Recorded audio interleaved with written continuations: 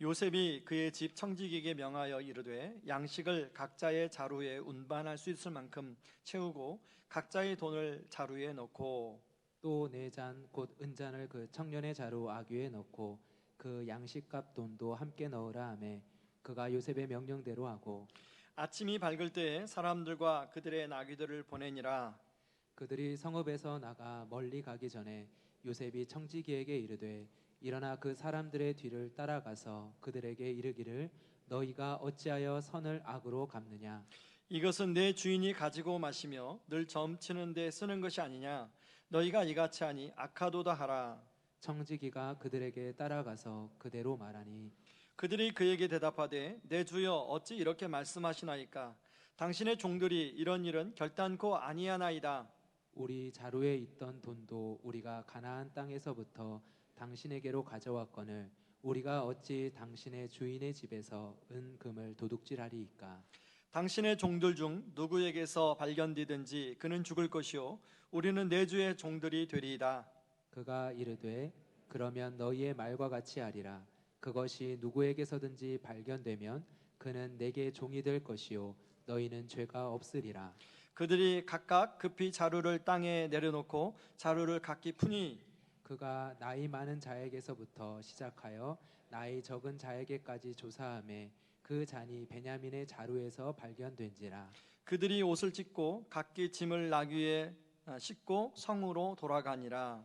유다와 그의 형제들이 요셉의 집에 이르니 요셉이 아직 그곳에 있는지라. 그의 앞에서 땅에 엎드리니 요셉이 그들에게 이르되 너희가 어찌하여 이런 일을 행하였느냐. 나 같은 사람이 점을 잘 치는 줄 알더이가 알지 못하였느냐. 유다가 말하되 우리가 내 주께 무슨 말을 하오리이까. 무슨 설명을 하오리이까. 우리가 어떻게 우리의 정직함을 나타내리이까. 하나님이 종들의 죄악을 찾아내셨으니 우리와 이 잔이 발견된 자가 다 내 주의 노예가 되겠나이다. 요셉이 이르되 내가 결코 그리하지 아니하리라. 잔이 그 손에서 발견된 자만 내 종이 되고 너희는 평안히 너희 아버지께로 도로 올라갈 것이니라. 유다가 그에게 가까이 가서 이르되 내 주여 원하건대 당신의 종에게 내 주의 귀에 한 말씀을 아뢰게 하소서.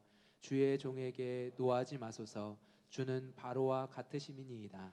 이전에 내 주께서 종들에게 물으시되 너희는 아버지가 있느냐 아우가 있느냐 하시기에 우리가 내 주께 아뢰되 우리에게 아버지가 있으니 노인이요 또 그가 노년에 얻은 아들 청년이 있으니 그의 형은 죽고 그의 어머니가 남긴 것은 그뿐이므로 그의 아버지가 그를 사랑하나이다 하였더니 주께서 또 종들에게 이르시되 그를 내게로 데리고 내려와서 내가 그를 보게 하라 하시기로 우리가 내 주께 말씀드리기를 그 아이는 그의 아버지를 떠나지 못할지니 떠나면 그의 아버지가 죽겠나이다. 주께서 또 주의 종들에게 말씀하시되 너희 막내 아우가 너희와 함께 내려오지 아니하면 너희가 다시 내 얼굴로 보지 못하리라 하시기로 우리가 주의 종 우리 아버지에게로 도로 올라가서 내 주의 말씀을 그에게 아뢰었나이다. 그 후에 우리 아버지가 다시 가서 곡물을 조금 사오라 하시기로 우리가 이르되 우리가 내려갈 수 없나이다. 우리 막내 아우가 함께 가면 내려가려니와 막내 아우가 우리와 함께 가지 아니하면 그 사람의 얼굴을 볼 수 없음이니이다. 주의 종 우리 아버지가 우리에게 이르되 너희도 알거니와 내 아내가 내게 두 아들을 낳았으나 하나는 내게서 나갔으므로 내가 말하기를 틀림없이 찢겨 죽었다 하고 내가 지금까지 그를 보지 못하거늘 너희가 이 아이도 내게서 데려가려 하니 만일 재해가 그 몸에 미치면 나의 흰머리를 슬퍼하며 서울로 내려가게 하리라 하니 아버지의 생명과 아이의 생명이 서로 하나로 묶여 있거늘 이제 내가 주의 종 우리 아버지에게 돌아갈 때에 아이가 우리와 함께 가지 아니하면 아버지가 아이의 없음을 보고 죽으리니 이같이 되면 종들이 주의 종 우리 아버지가 흰머리로 슬퍼하며 스을로 내려가게 함이니이다. 주의 종이 내 아버지에게 아이를 담보하기를 내가 이를 아버지께로 데리고 돌아오지 아니하면 영영이 아버지께 죄짐을 지리이다 하였사오니 이제 주의 종으로 그 아이를 대신하여 머물러 있어 내 주의 종이 되게 하시고 그 아이는 그 형제들과 함께 올려 보내소서. 그 아이가 나와 함께 가지 아니하면 내가 어찌 내 아버지께로 올라갈 수 있으리까? 두렵건대 제 해가 내 아버지에게 미침을 보리이다. 아멘. 여러분, 가족이라는 말을 들으면 연상되는 단어들이 어떤 말들입니까? 따뜻함, 친밀함, 그리고 믿을 수 있는 사람들, 또 쉴 수 있는 곳, 기댈 수 있는 곳, 등등 단어들이 떠오를지도 모르겠습니다. 그래서 밖에서 스트레스를 받는 일이 있더라도 가족의 품에 오면 그 스트레스가 다 씻겨지고 새 힘을 공급받는 것이 가족이라고 생각할지 모르겠습니다. 그런데 기대와는 달리 실제로 많은 분들이 가족에게서 이런 것을 누리지 못하고 살아갑니다. 오히려 가족들로 인하여 이런저런 어려움으로 인한 마음의 상처와 그리고 아픔 속에 살아가는 사람들이 제법 많습니다. 가정의 달 마지막 주 설교를 준비하면서 특별히 가족이라는 주제를 가지고 말씀을 전하면 좋겠다는 생각에 여러 가지 책을 좀 보다가 책 제목이 아주 인상적이어서 그 책을 빌려서 보게 되었는데요. 당신을 믿어요라는 김윤아 씨의 코칭 전문가, 상담 전문가의 책입니다. 그 책 한 3분의 1 정도 지점에 보니까 자기가 왜 상담을 공부하게 되었는지에 대한 부분을 설명하면서 자기 귓불 뒤에 있는 상처에 대한 스토리를 언급하는 내용이 나옵니다. 7살 때 아버지하고 어머니가 심하게 다툰 어느 날 아버지하고 어머니가 불러서 자기를 놓고 너 아빠를 택할래? 엄마를 택할래? 그래가지고 결국은 아빠를 택하게 돼가지고 아빠랑 함께 살고 그 이후로 엄마를 딱 한 번밖에 보지 못했다는 것입니다. 그리고 12살 때 이제 새 엄마가 들어왔는데요. 아버지가 술만 드시면 새 엄마랑 싸움을 하는데 정말로 심각할 정도로 싸워서 아예 싸운다 하면은 본인은 방문을 닫고 귀를 닫고 자기 할 일을 했다는 거예요. 근데 그날은 너무 심하게 싸워서 이러면 안 되겠다 싶어서 자기가 방문을 열고 나갔답니다. 그리고 그렇게 폭력을 휘두르는 아버지 앞에 서서 설마 딸에게까지 때릴까봐 그러고 아버지 그렇게 하지 마시라고 이렇게 말했는데 뭔가가 날라와서 자기 뒤통수를 때린 거예요. 여러분, 술 드시면 아무거나 집어 던지잖아요. 근데 그 당시에 집 전화기를 던져서 그 12살짜리 아이가 귀 뒤를 맞아서 피가 흐른 거죠.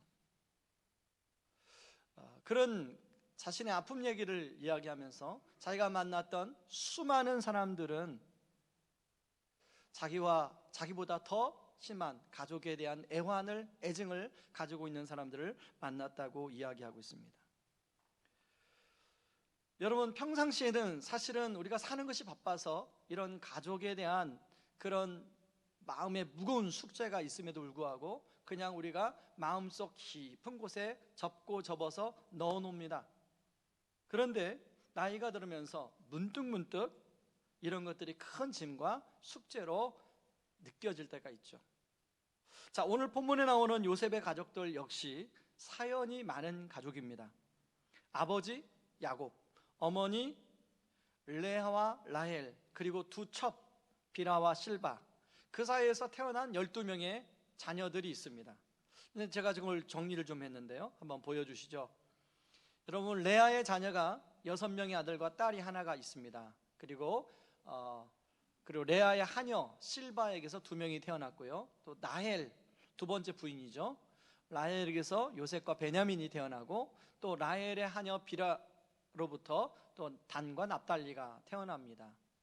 자, 이렇게 4명의 2명의 아내와 2명의 첩 사이에서 12명의 자녀로 구성이 되어 있는데요. 그러다 보니까 이 이복 형제들 간에 여러 가지 얽히고 설킨 복잡한 사연들이 많습니다.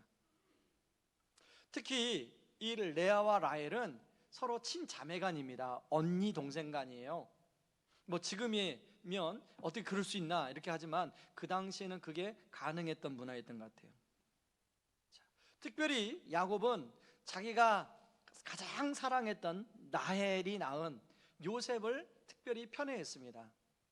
그리고 다른 형제들은 그냥 별로 사랑을 안 주고 요셉만 사랑해서 요셉이 사랑받았다는 내용을 채색옷이라는 단어로 오늘 잘 묘사하고 있는데, 채색옷은 우리가 아는 대로 비단 옷이 아니라 긴 소매를 가진 옷입니다. 그 당시 귀족들만 입었다는 옷인데요, 그 채색옷을 요셉에게만 입혔습니다. 여러분, 긴 옷은, 소매가 긴 옷은 일을 하는데 불편하죠. 일을 하지 않았다는, 일을 안 시켰다는 거죠.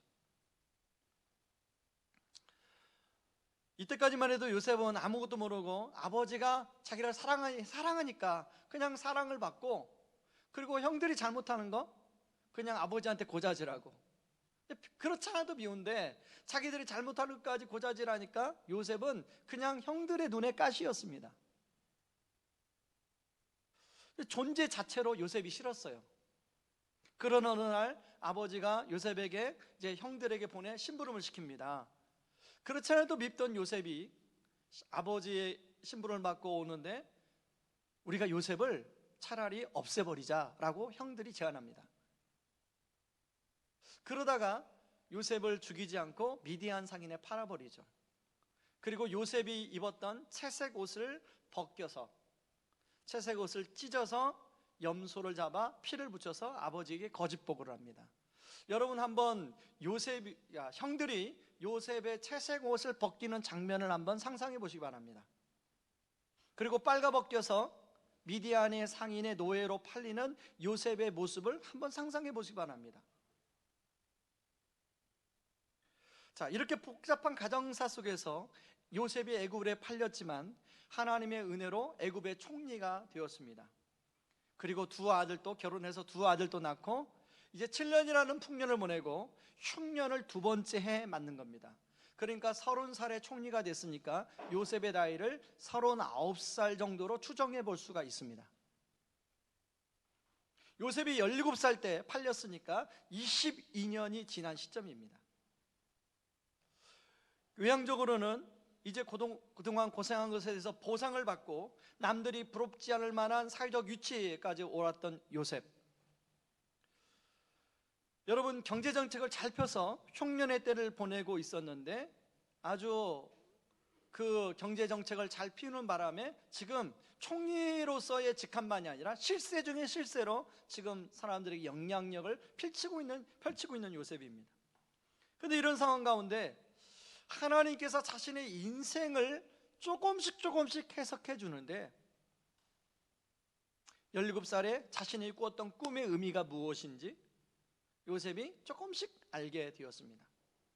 그러나 요셉에게는 여전히 풀려지지 않은 숙제가 있었어요. 자신을 판 형제들이 왜 그랬는지.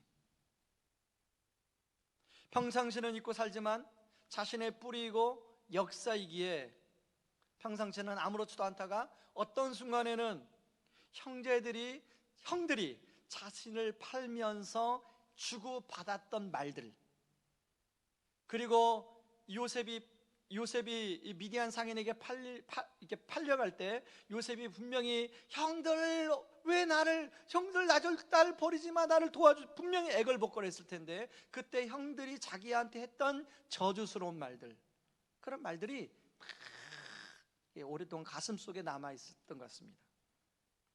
여러분, 사람이 온전한 회복을 경험하기 위해서는 수직적인, 하나님이 나의 인생을 해석해주는 해석이 되어야 되고요, 또 하나는 수평적인, 나랑 얽히고 설킨 사람들과의 관계 회복이 되어야 그 사람이 온전한 회복으로 갈 수가 있습니다.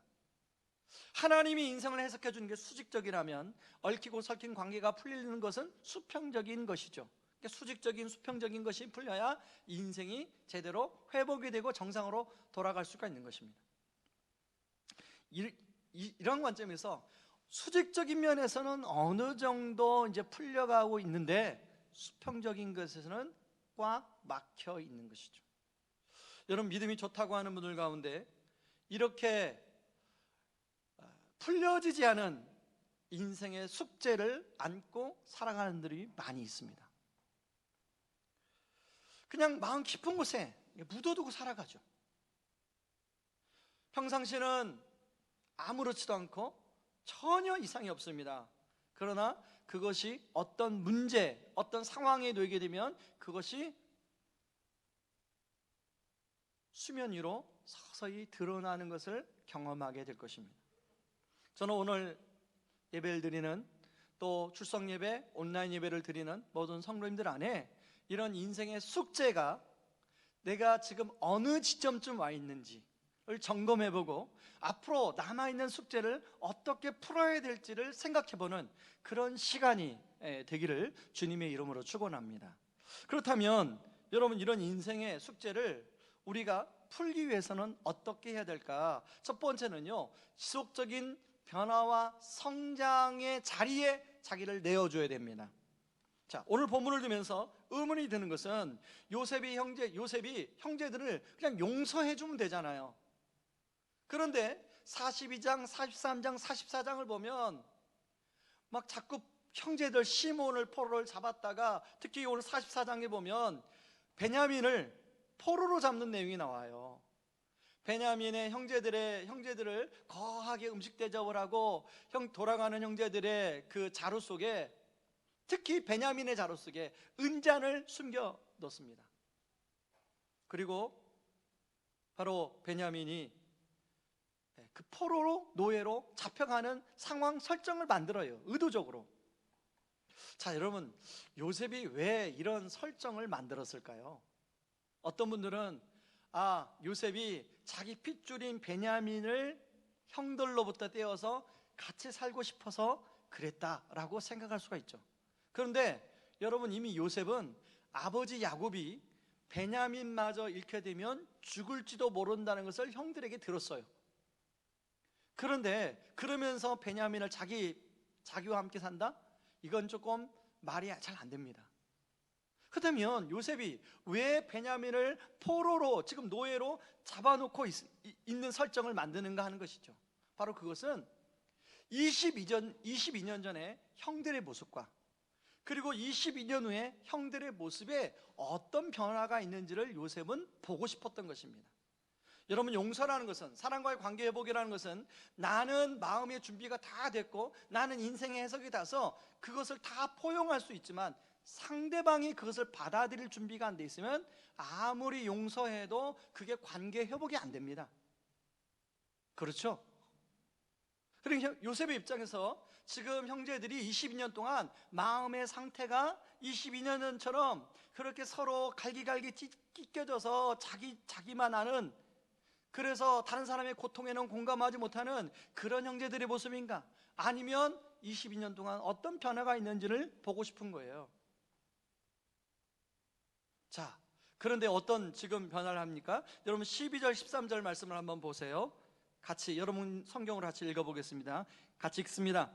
그가 나이 많은 자에게서부터 시작하여 나이 적은 자에게까지 조사하며 그 잔이 베냐민의 자루에서 발견된지라.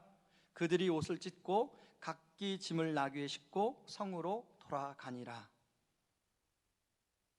자, 베냐민의 짐에서 그 잔이 발견되자 형제들이 한 행동이 무엇입니까? 형제들은 자신의 옷을 찢습니다. 자, 예전에는 요셉을 팔 때는 누구의 옷을 찢었습니까? 자기들의 옷을 찢은 게 아니라 요셉의 옷을 찢어 염소에 피를 묻혔던 형제들이었는데, 베냐민이 잡혀가자 자신의 옷을 찢어요. 이 사건은 놀라운 변화입니다. 이것을 본 요셉, 하나님이 그동안 나만 만져주신 것이 아니라 우리 형제들의 마음도 하나님이 만져주셨구나. 이제 드디어 우리 형제들이 그 서로 이복 형제들이어서 마음이 다 나는 게 아니라 어떤 한 사람의 고통에 함께 울어줄 수 있는 그런 관계가 되었구나라고 요셉은 느꼈던 거죠. 나이가 들면 여러분, 우리는 더 여유가 있고 성숙한 내면을 갖기를 원합니다. 그렇게 되기를 또 될 것이라고 생각합니다. 그런데 이미 이제 우리는 40을 넘고 50을 넘고 또 60을 넘으신 분들이 계세요. 여러분들은 정말 그러신가요? 물론 그럴 수도 있고 그렇지 않을 수도 있습니다. 그런데 여러분, 가만히 우리는 내버려두면 나이가 들어갈수록 성숙해지다가 어느 시점에 마음이 굳어버립니다. 더 이상 성장하지 않아요. 더 이상 거기에서 뭔가 더 온유해지고 더 내면이 강건해지고 더 다른 사람들에게 더욱더 마음이 넓어지고 그럴 것 같은데 그러지 않다는 것이에요. 여러분 부부간에도 30년 40년 살면 서로를 잘 이해하고 대화도 잘 통할 것 같은데 오히려 대화가 잘 통하지 않고 대화를 안 하고 담을 쌓고 살아가는 부부들이 많이 있습니다. 그런 면에서 오늘 본문이 보여주는 요셉의 형제들의 변화, 이 변화는 우리에게 많은 것을 시사합니다. 여러분, 하나님이 요셉에게 하나님의 은혜가 함께함으로 요셉의 마음을 성령께서 만지셨어요. 그런 것처럼 성경에 나오지 않지만 요셉의 형제들을 하나님께서 만지셨다는 걸 알 수가 있습니다. 여러분, 우리는 예수님 믿음으로 성령님이 우리 안에 내주하십니다. 성령님은 헬퍼, 우리를 돕는 분이에요. 그래서 그 성령님은 우리가 주님을 향하여 나아갈 때 우리가 주님을 잘 닮아갈 수 있도록 도와주는 분이 성령님이십니다. 자, 그런데 우리가 아무런 노력하지 않으면 성령님은 돕고 싶어도 도울 수가 없습니다. 그런 면에서 저와 여러분은 그런 성령님의 도우심을 계속 받고 있으십니까? 아니면 여러분의 어떤 굳어진 생각으로 성령님의 도우심을 차단하십니까? 여러분, 나이가 들어가면 들어갈수록 성령님의 도우심을 더 많이, 마음을 열어서 성령님의 도우심을 더 많이 받을 것 같은데 그렇지 않다는 거예요. 제가 예전에 책을 읽다가 복음 건방증이라는 단어를 보게 되었습니다. 이 복음 건방증이라는 말이 무슨 말이냐면 복음을 다른 사람에게만 전하고 자신에게는 전하지 않는 것, 이걸 복음 건방증이라고 그 저자는 이야기하더라고요. 여러분, 우리가 예수를 믿으면서 신앙생활할수록 복음을 우리가 전해야지 라고 알아요. 근데 그 복음을 다른 사람한테만 전하려고 하고 자기한테는 전하지 않는다는 거예요.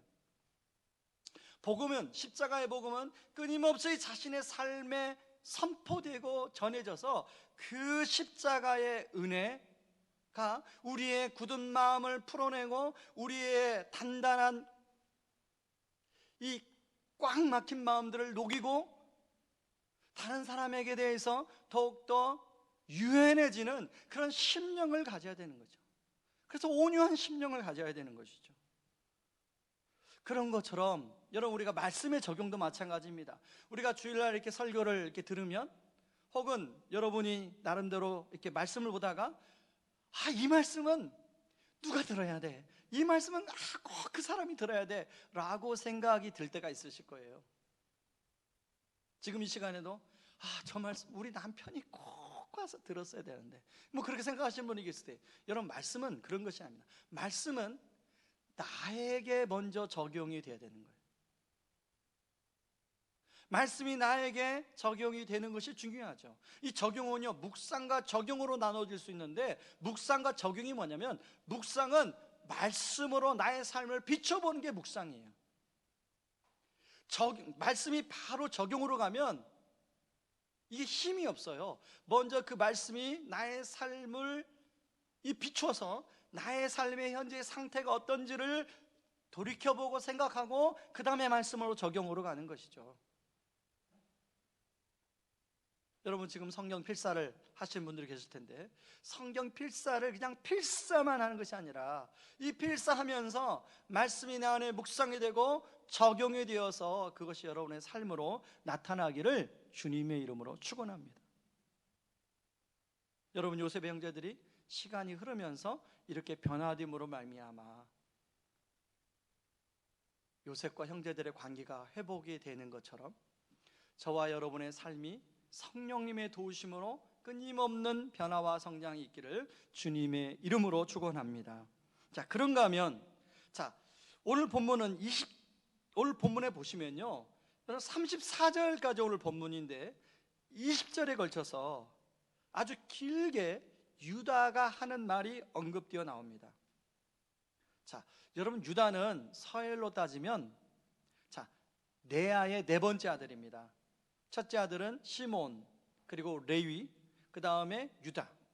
그러니까 르우벤, 시몬, 레위, 유다입니다. 자, 그런데 이 넷째 아들인 유다가 20절에 걸쳐서 지금 요셉에게 말을 하고 있어요. 자, 유다가 요셉에게 한 말을 한번 보시죠. 살펴보시죠. 자, 44장 22절 보겠습니다. 44장 22절 말씀 같이 한번 읽어보겠습니다. 같이 읽습니다.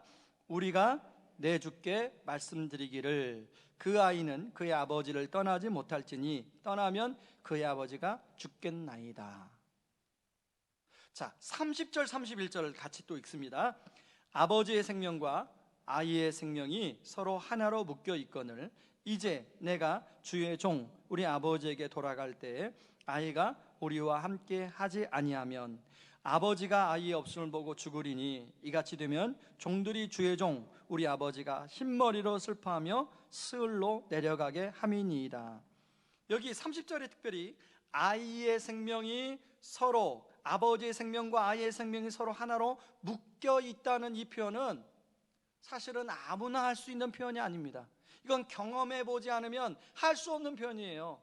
이건 상담하기의 용어로 애착인데요, 애착도 보통 애착이 아니라 아주 단단한 애착이에요.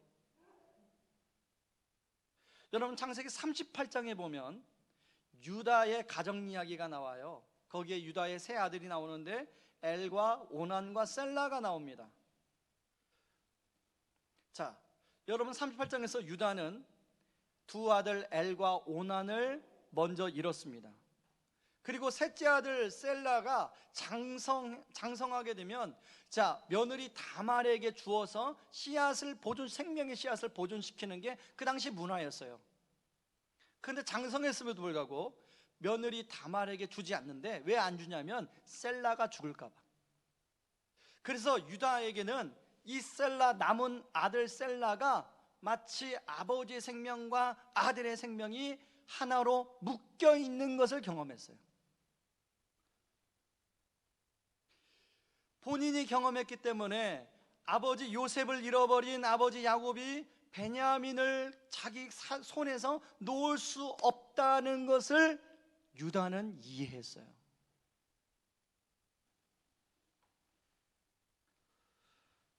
지금 그렇게 아버지 야곱의 마음을 이해하면서 유다가 요셉에게 이야기하고 있습니다. 자, 그런데요, 유다는 여기서 한 걸음 더 나아갑니다. 그런 아버지가 고통당하는 것을 볼 수 없으니 동생 베냐민을 대신하여 자신이 노예가 되겠다라고 자원하여 놨습니다. 자, 그게 33절이에요. 같이 한번 읽어보시죠. 이제 주의 종으로 그 아이를 대신하여 머물러 있어 내 주의 종이 되게 하시고 그 아이는 그의 형제들과 함께 올려 보내소서. 창세기 37장에서 요셉을 미디안 상인에게 팔자고 첫 번째 제안했던 사람이 누군지 아십니까? 바로 유다입니다. 요셉은 다른 형제들에게도 감정이 있었을 거예요. 그런데 가장 악감정이 있었다면 유다에게 있었을 거예요. 어떻게 형이 나한테 그렇게 말할 수 있어? 유다 형이 그렇게 말하지만 않았더라도 형들이 나를 팔지 않았을 거야, 겁만 주었을 거야 라고 계속 요셉은 마음속에서 생각을 하고 있을지 몰라요. 그런데 그랬던 유다가 지금 전혀 완전히 다른 사람이 되어서 지금 다른 이야기를 하고 있는 것입니다. 여러분, 유다가 이렇게 이야기할 수 있었던 것은 바로 어떤 유다 안에 어떤 변화가 있었기에 이런 얘기를 할 수 있었을까요? 바로 창세기 38장의 유다는, 여러분, 창세기가 37장부터 요셉 이야기가 나오는데 갑자기 38장에 유다 이야기가 나와요. 38장에서 유다는 며느리 다말 사건을 통해서 엄청난 진리를 깨닫습니다. 여러분, 그 당시에 여인들은 한번 시집을 오면 그 집에 씨앗을, 생명을 보존하는 사명을 가지고 있었어요. 그런데 이제 셀라와 결혼해서 아이를 낳아야 되는데 아버지가 셀라가 죽을까 봐 안 주는 거예요. 그래서 이 다말이 고민하다가 차마 여인으로서 할 수 없는, 여인의 자존심을 다 내려놓는 일을 생각하게 돼요. 그 시아버지가 양털 깎는 그 잔치를 할 동안에 창녀의 옷을 입고 시아버지와 같이 하룻밤을 보내게 됩니다. 그리고 시아버지의 씨앗을 받게 돼요. 그래서 임신을 하게 되는데 그게 베레스와 세라 쌍둥이를 낳습니다. 자, 며느리가 그렇게 외도를 해서 임신했다는 사실이 유다에게 들려옵니다. 유다가 38장에서 뭐라고 얘기하냐면 그 며느리를 당장에 화형시키라고 얘기를 해요. 그때 다말이 그 하룻밤을 보냈던 사람의 증표를 내보입니다. 도장과 지팡이. 근데 그 도장과 지팡이가 누구 거예요? 바로 유다 자신의 것이죠. 그때 유다가 한 말입니다. 창세기 38장 26절 말씀을 같이 한번 읽어보시죠. 같이 읽습니다. 유다가 그것들을 알아보고 이르되 그는 나보다 옳도다. 내가 그를 내 아들 셀라에게 주지 아니하였음이로다 하고 다시는 그를 가까이 하지 아니하였더라. 여러분, 특별히 그는 나보다 옳도다 라는 말에다가 밑줄을 치시기 바랍니다.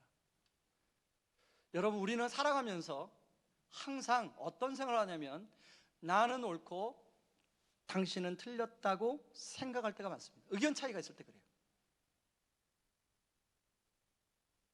유다는, 여러분, 창세기 38장에 유다가 집에서 떠나 따로 이제 독립해서 살게 되는데요, 그 당시에 자기 형제들의 집에서 떠난다는 것은 그 당시 희족 사회였기 때문에 그것은 죽음을 선택하는 거나 마찬가지였다고 그래요, 문화상으로. 왜냐하면 더 이상 보호를 받지 못하기 때문에. 그런데 유다가 그 집안에서 떠날 수밖에 없는 상황인 거죠. 아마 제가 추측해 보건대 이제 요셉을 팔아버리고 아마 아버지의 집으로 돌아왔습니다. 그래서 요셉만 없어지면 가정에 평화가 올 줄 알았어요. 그런데 아버지는 요셉이 없어지니까 더 가정이 우울해요. 형제들끼리 유다, 너만 그때 그 말 안 했어도 우리가 팔지 않았을 텐데 네가 팔자고 해서 이런 일이 벌어졌잖아.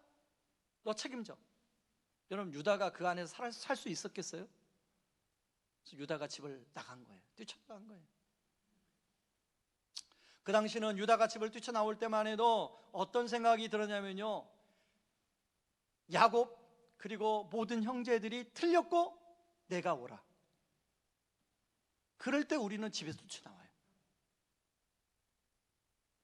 자, 두 아들 엘과 오난이 죽을 때 유다 마음속에는 저 여자 다말이 틀렸고 내가 옳아 이렇게 생각했어요. 그래서 셀라를 주지 않은 거예요. 그런데 그런 유다의 생각의 패러다임이 바뀌는 놀라운 일이에요.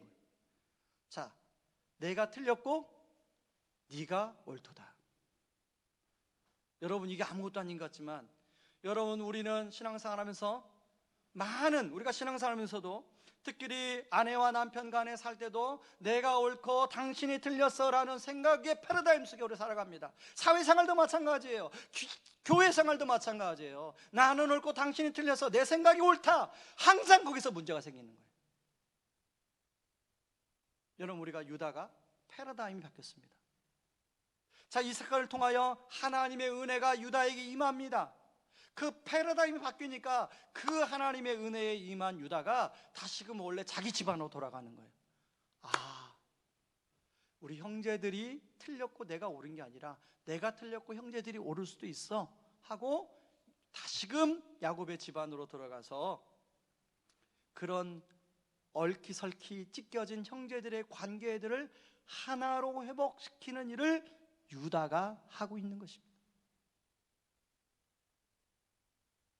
여러분, 유다가 스스로 종이 되겠다고 한 것은 사실 자신의 모든 것을 내어주는 거죠. 여러분, 그 당시 노예가 된다는 것은 그거 쉬운 일이 아니잖아요. 여러분, 그것은 바로 이미 자기 며느리 다말이 한 행동이에요. 여러분, 한 집안의 며느리로 와서 한 집안의 맏며느리의 역할을 해야 되는데 그 맏며느리 역할로서 그 생명을 보존할 수 없으니까 창녀의 옷을 입고 그렇게 시아버지와 그런 선택을 하기까지의 이 다말의 마음은 어떤 마음이었을까요? 모든 여자로서의 자존심을 다 내려놓은, 자칫하면 죽을 수도 있는, 화형을 당할 수도 있는 모든 것을 다 내어주는 일이었죠. 그런 것처럼 그런 며느리를 통하여 유다가 깨닫습니다. 아, 바로 이런 것이구나. 내가 우리 집안에 가서 바로 우리 아버지와 우리 형제들과의 그 관계를 회복하게 하는 데 있어서는 모든 것을 다 내어줘야만이 가능한 거구나.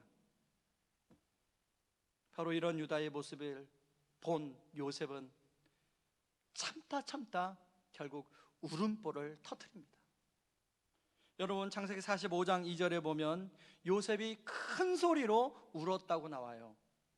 그런데 그 소리가 애굽 사람들에게 들릴 뿐 아니라 바로 바로의 궁까지 들렸다라고 이야기하고 있습니다.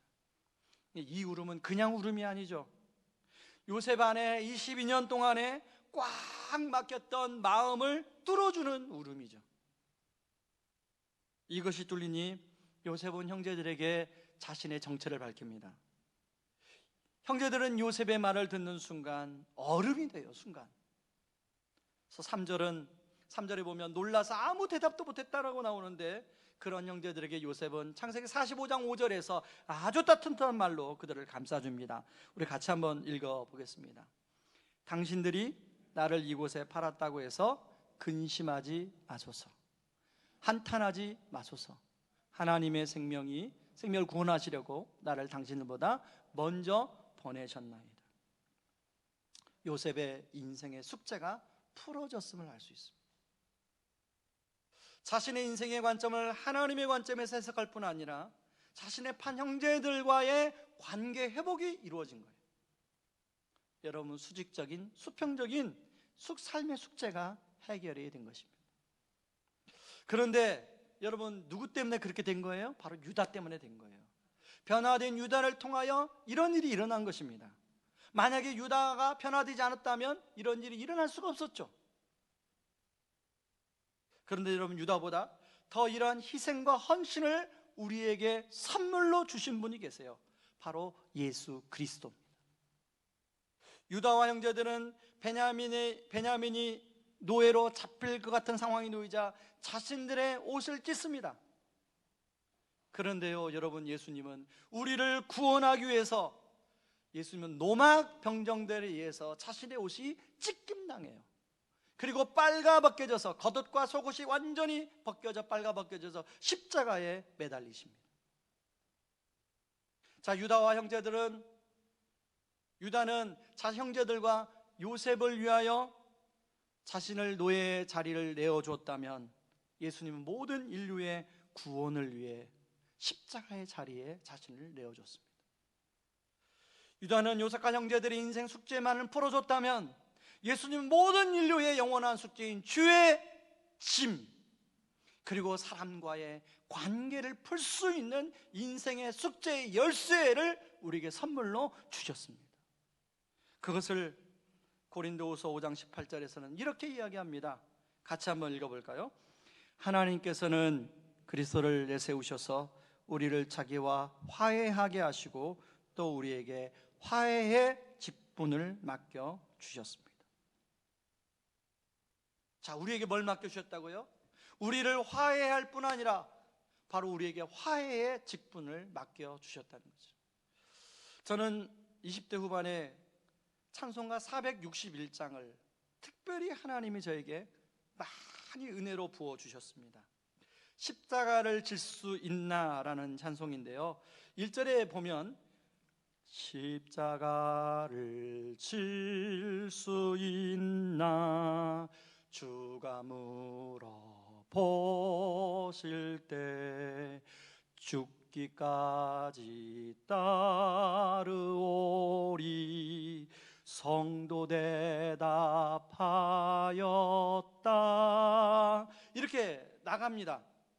근데 정말 이 노래를 한 수백 번은 저는 많이 불렀던 것 같아요. 걸어가면서도 부르고 계속. 왜 이렇게 많이 불렀을까요? 그 당시에 성령님이 저는 이 찬양으로 저에게 끊임없이 불었어요. 너희 인생의 십자가를 질 수 있니? 저는 두 가지 측면에서 십자가를 생각했는데, 하나는 제가 앞으로 걸어가야 될 신앙인으로서, 그 당시에는 목회를 안 했을 때니까요, 신앙인으로서의 제자의 길을 걸어가는데 그 십자가를 질 수 있냐는 질문. 또 하나는 그 당시에 저희 원 가족의 그 가족의 숙제, 인생 숙제가 너무 커서 그 숙제의 짐을 저는 십자가라고 느꼈어요. 그런데요, 그때 마침 이제 누군가가 저희 집사람을 소개시켜서 이제 교제를 하게 됐습니다. 그래서 제 안에는 어떤 기대가 있었냐면, 제 인생의 짐이 엄청 무거우니까 짐이 없는 사람을 좀 만났으면 좋겠다, 그런 기대를 했어요. 그런데 만나보니까 그 상대방의 짐도 만만치 않더라고요. 저희는 3번 헤어졌다가 만났습니다. 왜 헤어진 이유가 있어요. 서로가 저도 저의 인생에, 우리 집안의 그 짐을 스스로 짊어지는 것도 무겁고, 그런 무거운데 이제 집사람의 가정의 짐까지 제가 짊어지는 게 너무 무거운 거예요. 집사람도 마찬가지죠. 집사람도 자기 가정의 짐이 있는데 우리 집안의 짐까지 짊어져야 되는 게 너무 무거운 거예요. 우리는 지혜롭게 여기서 그냥 헤어지는 게 좋겠다. 근데 성령님께서 자꾸 메시지를 주는 거예요. 여러분, 제가 1998년도 2월 7일 날 결혼했는데요, 그때 그 대학 동기들이 제 결혼식에 축하하러 왔습니다. 그 동기들이 가끔 물어요, 지금도. 그때도 결혼식 때 신랑 입장할 때 왜 울었냐? 여러분, 신랑이 입장할 때 왜 울어요? 보통 울지 않잖아요. 근데 제가 결혼식 전날까지 고민했어요. 과연 이 결혼하면 정말 행복할까? 근데 아무리 계산해도 행복하지 않을 것 같은 거예요. 왜냐하면 우리 집안의 짐, 우리 집사람 집안의 짐까지 같이 져야 되니까 이건 이제 고생의 구렁텅이로 들어가는 것 같은 느낌이 드는 거예요. 그런데 성경을 보면 주님이 소망을 주시는 거예요. 너는 짐을 질 수 없지만 내가 너를 도와줄게. 근데 그걸 묵상하고 신랑 입장을 하니까 저도 모르게 눈물이 떨어지는 거죠. 여러분, 22년 지금 살아왔는데요, 살다 보니 주님이 참 많은 부분을 도와주셨어요. 능력이 없는데, 지혜도 없는데, 힘도 없는데 주님이 많은 부분을 도와주셨어요. 여러분, 저는 저희 집안에서 그렇고 우리 집사람 집안에서 그렇고 유다 역할을 지금도 진행 중에 있다고 생각합니다. 근데 완벽하게 제가 감당하는 게 아니에요. 진행 중에 있다고 생각합니다. 근데 저만 그런가요? 많은 분들이 그러실 거예요. 그런데 감사한 것은요, 우리 주님이 우리에게 이미 진정한 유다가 되어서 그 십자가를 주님이 지셨어요. 그래서 그 십자가를 지신 주님이 동일하게 여러분의 인생의 문제 속에서 십자가를 지고 가려고 하는 여러분들에게 우리 주님이 도와주실 것입니다. 능력은 없지만, 힘은 없지만, 지혜는 없지만 여러분을 도와주실 것입니다. 화해 직분 감당하는 게 쉬운 일이 아니죠. 십자가를 지고 가는 거, 여러분 아무것도 모를 때는 십자가를 질 수 있나? 라는 질문 찬양을 그냥 부를 수가 있어요. 그러나 그런 인생의 짐 앞에, 그리고 십자가의 길이라는 짐 앞에 그 찬양 쉽게 부를 수가 없지요. 그러나 주님, 저는 감당할 수 없습니다, 주님이 도와주십시오 라고 기도하며 가는 사람들에게 주님은 함께 하시고 도와줄 줄 믿습니다. 이 시간에 같이 찬양하고 기도하겠습니다. 주님 마음 내게 주소서라는 찬양 같이 하겠습니다. 여러분, 이 찬양의 가사에 보면 참 좋은 아름다운 고백이 있어요. 보소서 주님, 나의 마음은 선한 게 하나 없습니다. 여러분, 저는 지금 목사지만, 이런 설교를 하지만 여전히 저에게는 선한 게 하나도 없어요. 그러나 우리 주님이 저와 함께 하십니다. 여러분도 마찬가지 아니에요? 여러분 안에 선한 게 하나도 없잖아요. 그러나 주님이 여러분과 함께 하십니다. 이 시간에 찬양으로 나아가겠습니다. 보소서 주님 찬양합니다.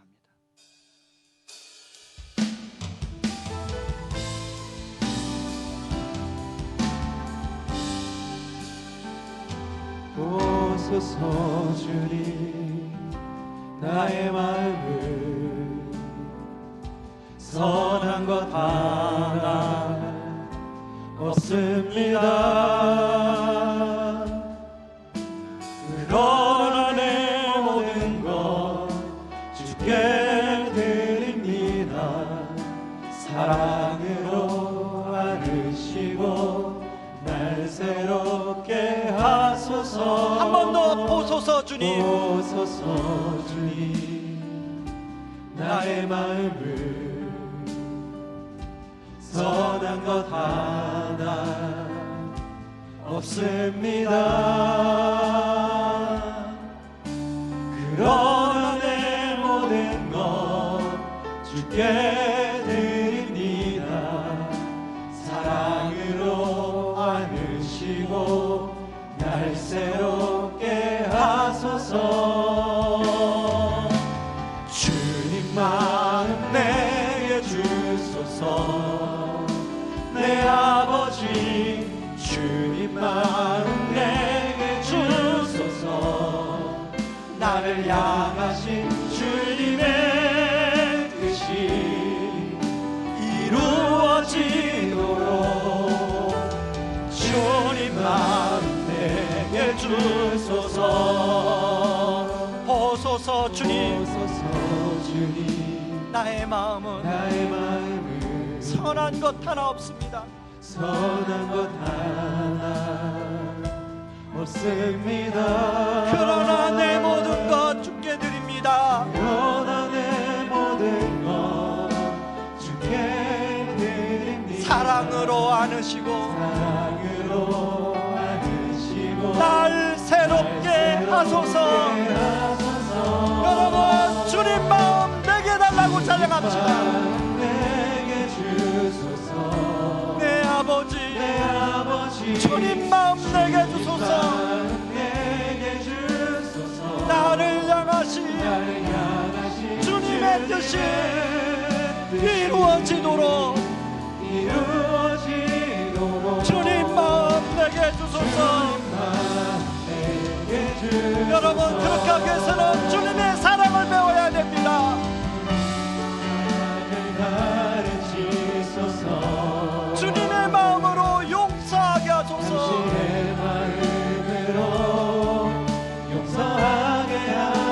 주님의 성령이 필요합니다. 주의 길 가게 하소서.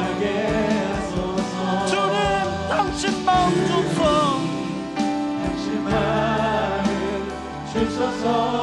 주님 마음 내게 주소서. 내 아버지 주님 마음 내게 주소서. 나를 향하신 주님의 뜻이 이루어지도록 주님 마음 내게 주소서. 여러분 가족 안에 있는 인생의 숙제는 잘 풀어지고 있습니까? 너무 그 짐이 무거워서 그냥 마치 종이처럼 접어서 여러분 마음 깊숙한 곳에 집어넣고 계시지는 않습니까? 이 시간에 그래도 괜찮아요. 여러분 딱딱하게 굳은 마음 우리 주님이 도와주십니다. 복음으로 또 말씀으로 우리 성령님이 여러분의 마음을 만지실 겁니다. 이제 힘들면 조금씩 마음을 여십시오. 딱딱하게 굳어진 마음들, 닫혀진 마음들을 조금만 여십시오. 주님이 도와주실 거예요. 그리고 주님이 힘주셔서 나는 유다 역할 감당할 수 없어요. 그러나 주님, 내가 그게 주님의 길이라고 주님의 진리라고 내가 압니다. 난 순종할 수 있는 힘이 없어요. 그러나 순종해 보겠습니다. 그럴 때 주님이 순종할 수 있는 힘도 주십니다. 환경도 열어주십니다. 우리 시간에 같이 기도할 때 같이 주님이 은혜를 부어달라고 같이 기도하며 나아갑니다. 기도하겠습니다. 고마우신 하나님 아버지, 고맙고 감사합니다. 아버지 하나님, 우리가 저마다 다 인생의 짐이 있고 아버지 인생의 숙제가 있습니다. 아버지 그것을 한켠에 아버지 접어두고 묻어두고 아버지 우리가 살아갈 때가 많은데 아버지 성령님, 아버지 하나님, 그런 마음 아버지 이제 조금씩 열 수 있도록 도와주시옵소서. 아버지 하나님, 요셉의 형제들처럼 아버지 요셉처럼 아버지 딱딱하게 굳어져 가는 아버지 하나님 우리 마음을 아버지 복음과 말씀으로 성령께서 끊임없이 어루만져 주시고 아버지 하나님 믿어주셔서 아버지 우리 마음이 열릴 수 있도록 도와주시옵소서. 아버지 우리 마음이 속도로 편안히는 아버지 성장하는 은혜가 있게 하여 주시옵소서. 아버지 진정한 유다이신 아버지 예수님이 아버지 우리에게 놀라운 은혜를 주셨습니다. 아버지 우리도 각자의 인생의 숙제 가운데 아버지 하나님 유다 같은 역할을 할 수 있기를 원합니다. 그런데 우리에게는 힘이 없습니다. 우리에게는 지혜가 없습니다. 우리에게는 능력이 없습니다. 아버지 주님이 도와주셔서 주님이 여건망령을 열어주셔서 그걸 감당할 수 있도록 도와주시옵소서. 아버지 하나님 그렇게 순종하고 그 진리라면 순종하고 나가는 그 성도님들의 아버지 하나님 발걸음에 우리 주님이 함께하여 주시옵소서. 그래서 그곳에 인생의 숙제들이 벌어지게 하옵소서.